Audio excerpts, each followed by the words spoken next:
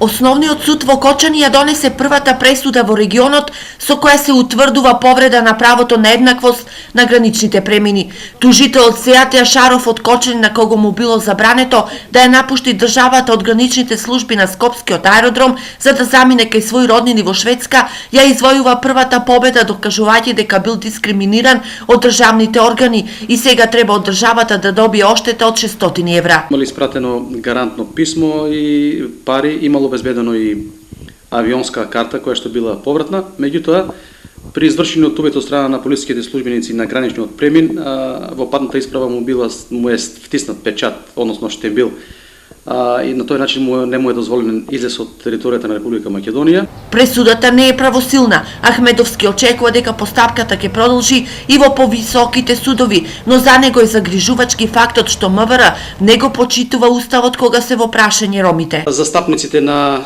тужениот укажуваат на факт, поточно на Законот за спречување и заштита од дискриминација, кој што го нарекуваат како дегутантен.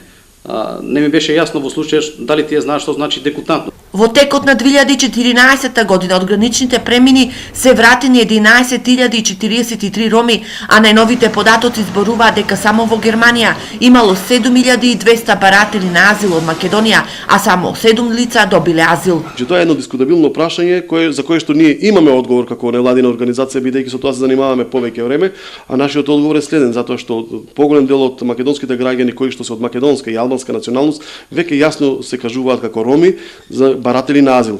Инаку во моментов во основните судови во Делчево, Берово и Кочани се водат уште 15 процеси со кои ќе се докажува дека роми биле дискриминирани на граничните премини.